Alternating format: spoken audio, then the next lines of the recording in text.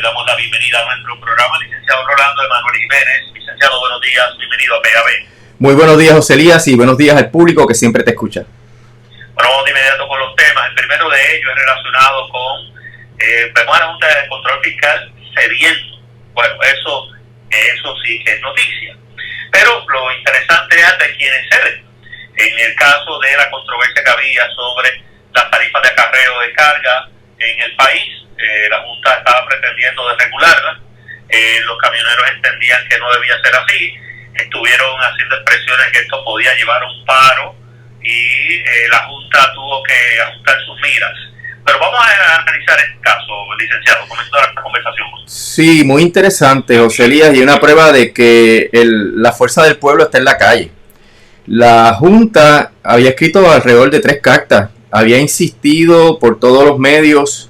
Por suerte, la comisión que trabaja con estos asuntos de regular el transporte terrestre no había cedido a las pretensiones de la Junta de que anulara ipso facto la carta circular que establece la nueva reglamentación. Fíjate que esa reglamentación es en un momento en el cual obviamente hay mucha incertidumbre económica, pero los camioneros llevaban 15 años sin una revisión de las tarifas, así que no habían tenido ningún tipo de ajuste a lo que pueden cobrar a la luz de tanto cambio económico que ha habido. Aquí hemos estado en depresión todo ese tiempo, hemos tenido unas caídas dramáticas económicas por la cuestión de María, por los terremotos, por la crisis del 2008, y era evidente que hacía falta una revisión de esas tarifas para que los camioneros se pudieran ganar el sustento de una manera apropiada.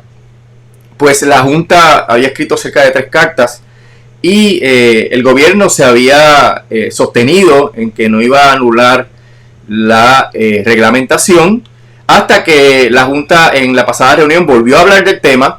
Y entonces, pues obviamente lo que han visto, los camioneros se activaron y decretaron un paro que obligó a la Junta a sentarse en una mesa de negociación y a llegar a una tregua. Más bien es un acuerdo para mirar esto con mayor detenimiento, es un acuerdo en el cual la carta circular que establece las nuevas tarifas va a continuar vigente y de aquí puede salir un nuevo acuerdo en cuanto al monto de la tarifa. Los camioneros podrían negociar eso, pero toma nota que se supone que eso pase por el trámite ordinario de ley. O sea, la Junta no puede legislar, así que tendría que haber una transacción en la cual el gobierno también esté de acuerdo en enmendar las tarifas conforme a lo que entiendan las partes, ¿verdad? Pero yo pienso, José Elías, que la Junta quiso evitar una confrontación porque sabe que la ley promesa le da la facultad a la Junta de ir al tribunal y buscar interdictos en contra de actividades sindicales, y eso pudo haber dado base a una situación de un conflicto entre los transportistas y los tribunales y la Junta, etcétera. Pero la pregunta sería, ¿quién puede obligar a alguien a trabajar? ¿Verdad? Por eso los camioneros decían que tenían la llave en el bolsillo. En realidad, si yo digo yo no voy a ir a trabajar hoy, ¿quién me puede obligar, José Elías? O sea que era una situación bien difícil para la Junta, donde no había prácticamente un remedio legal, ni siquiera de fuerza, que pudiera derrotar a los camioneros en este afán de que se mantengan esas tarifas, ¿verdad? Así que me parece que es una enseñanza bien grande, José Elías, porque en otros frentes tenemos controversias similares en las cuales particularmente las uniones obreras han hecho su fuerza, pero pues no ha llegado todavía esto a una confrontación o a una determinación de que pueda existir un paro que obligue a la Junta a sentarse en la mesa de negociación. Así que yo creo que la actividad de los camioneros representa una victoria en contra de la Junta. Es una actividad que se puede repetir en otros aspectos. Fíjate, José Elías, que está pendiente del asunto de Luma. Está sobre la mesa una asamblea de luthier, que es mañana. Está sobre la mesa el apoyo de todos los sindicatos de Puerto Rico a las gestiones de luthier para eliminar el contrato de Luma. Así que esta primera experiencia con los camioneros podría ser la antesala para otras confrontaciones o otros eventos en los cuales se mida la fuerza y la Junta tenga que sentarse a negociar. Bueno, por otro lado, el tema tiene que ver con la decisión de la Junta de dar el paso a el dinero que se estaba reclamando para la elección de la delegación congresional, no solamente para la elección, sino también para la operación de ese grupo. Vamos a ver un momento sobre esto, porque la impresión que había la semana pasada era que la Junta estaba dividida sobre si meterse en ese tema o no, porque estaba entrando un aspecto ya abiertamente político, de un bando nada más, pero finalmente acceden a que ese dinero se pueda usar.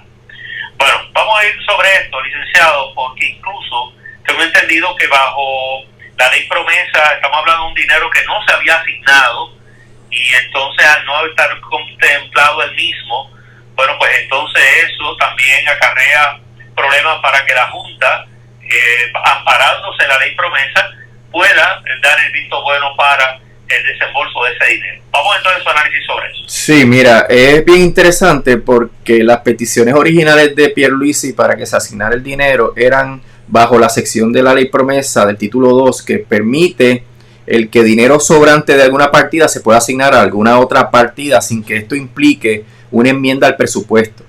A las dos peticiones previas de Pierluisi de hacer una distribución de los fondos sobrantes para este propósito, pues la Junta le dijo que no.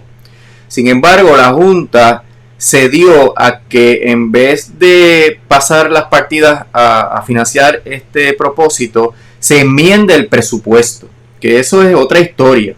No muy distante, ¿verdad?, de lo que el efecto real, pero sí es otra historia porque requiere el consentimiento de la legislatura. Y el consentimiento de la legislatura se tiene que dar en el trámite normal de aprobación de un presupuesto, en el sentido de que la Junta somete su proyecto de presupuesto, le da un tiempo a la legislatura para que lo evalúe. Si la legislatura le hace enmienda, la Junta podría evaluar si ese presupuesto enmendado cumple con el plan fiscal, y si entiende que no cumple, enviarle una notificación de incumplimiento. Entonces la legislatura considerarlo, pero a la larga, después de este jueguito de ping pong con el presupuesto, la Junta es la que aprueba el presupuesto. Por ende, es anticipable que ya con esta votación, donde 4 miembros de la Junta dijeron que sí, 3 que no, pues la legislatura podría recibir el proyecto, que ya le enviaron la carta el 1 de abril, y podría derrotar en una votación la enmienda al presupuesto que le asigna este dinero a estos cabilderos de la estadidad, pero la Junta podría recibir ese voto negativo a esa enmienda al presupuesto y decir que esto cumple y satisface los objetivos de promesa y aprobarlo, y la legislatura tendría que aceptarlo como si lo hubiera aprobado. Así que es el mismo trámite de aprobación del presupuesto que hasta ahora siempre ha resultado en la aprobación del presupuesto de la Junta.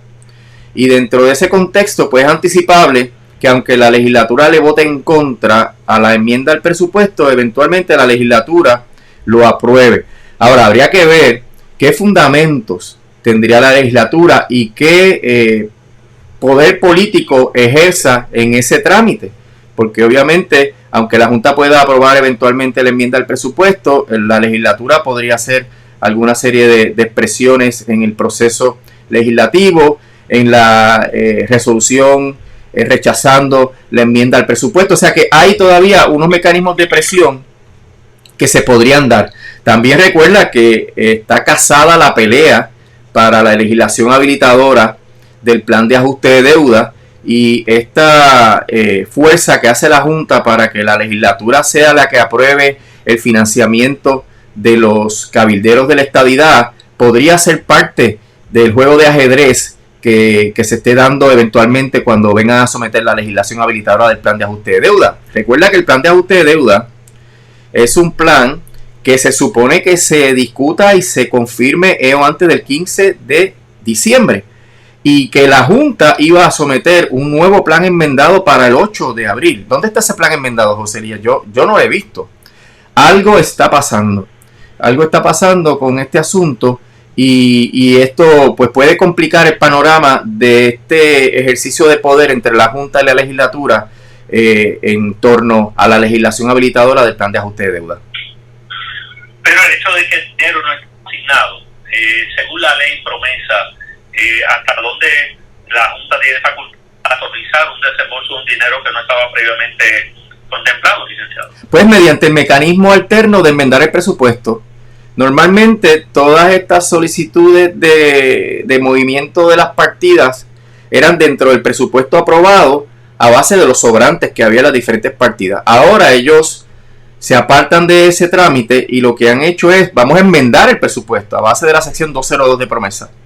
Pero enmendar el presupuesto requiere la participación de la legislatura, que al final del camino la Junta apruebe el presupuesto que le venga en gana. Esa es la situación. Siempre podrían aprobarlo, pero que me parece a mí que la legislatura tendría un espacio para hacer pronunciamientos en los cuales establezca cuáles son las reglas de juego a los fines de la aprobación de los planes de ajuste de deuda. Recuerda que la Junta necesita que la legislatura avale esa legislación. La legislatura podría decirle, bueno, si tú me apruebas este presupuesto enmendado para financiar a los cabilderos de la estadidad, estarías más lejos de convencerme a mí de que yo te apruebe la legislación habilitadora. O sea, podrían tomarlo este ejercicio de poder de la Junta, podrían tomarlo como otro de los elementos adicionales para no aprobar legislación habilitadora para el plan de ajuste de deuda. Ser enmienda del presupuesto tiene que contar con la legislatura, ¿correcto? Sí, pero es que aun cuando la legislatura la rechace, pues el problema es que la Junta puede aprobar el presupuesto que le venga en gana. Cuando tenemos la Junta le aprueba el dinero, la legislatura quiere votarle en contra o quiere aprobar una medida para derogar la asignación del dinero, pero el gobernador no se la va a firmar. Así, ¿cuál es el escenario entonces que debemos esperar en esto por lo que usted ve desde el lugar donde estamos ahora mismo? Bueno, el escenario más probable es el que siempre ha ocurrido con el presupuesto, que es que la legislatura, aunque apruebe el presupuesto, el gobernador lo vete, o aunque la legislatura no actúe sobre la enmienda al presupuesto, porque una de las salidas es no actuar, pues la Junta como quiera apruebe la enmienda al presupuesto. Y ahí tú verías entonces que la Junta está a favor de este proceso de lograr la estadidad mediante esta legislación y elección de cabilderos de la estadidad, ¿verdad? Porque tendría que escoger ir en contra del criterio del cuerpo electo democráticamente en este momento, que es la legislatura, para establecer la legislación.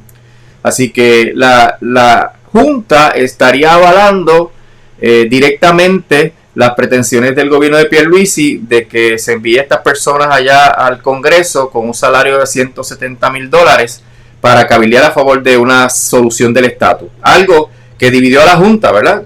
Tienen ellos una división prácticamente por la mitad. Pero lo que quiero decirte, Joselia, es que aunque el trámite de enmienda al presupuesto requiera la participación de la legislatura, al final del camino la Junta puede aprobar el presupuesto que le venga en gana, que es lo que ha hecho siempre. Y por ende, con el mero hecho de no actuar, la legislatura podría estar dándole paso a que la Junta haga lo que ellos entiendan conveniente, pero la legislatura podría utilizar esta coyuntura para hacer una serie de pronunciamientos atando esta enmienda al presupuesto a la legislación habilitadora y diciéndole a la Junta, ¿sabes qué? Si tú insistes en que esto siga adelante de desembolsar dinero para los cabilderos estadistas, pues yo nunca te voy a aprobar una legislación habilitadora que contenga esa asignación. Recuerda que esto es una asignación que podía ser indefinida o permanente hasta que los estadistas se den por vencidos de que la estadidad es imposible. Y esto volvería a recurrir el año que viene en el presupuesto que se supone que empiece el 1 de julio. Así que es un issue que la legislatura podría atar muy bien a las otras instancias donde va a haber este juego de poder entre la Junta y la legislatura, particularmente el asunto de la legislación habilitadora del plan de ajuste de deuda. Así que la legislatura podría decir, pues mira, si tú insistes en esto y el próximo presupuesto que se supone que se someta en los próximos días, porque se tiene que aprobar para que entre en vigor el 1 de julio de este año, pues si tú insistes en esto, yo no te voy a aprobar jamás, lo voy a poner en la lista de las cosas que yo no voy a permitir en la legislación habilitadora de los planes de ajuste de deuda. Y se casa la pelea en cuanto a este asunto, José Elías. Recuerda que mi planteamiento, y que la Junta ya acepta, es que sin legislación habilitadora no se pueden aprobar los planes de ajuste de deuda. Y la legislatura puede hacer la lista de las cosas que no va a negociar a los fines de que se pueda llegar a un acuerdo en cuanto a cuál debe ser la legislación habilitadora para que se pueda confirmar el plan de ajuste de deuda.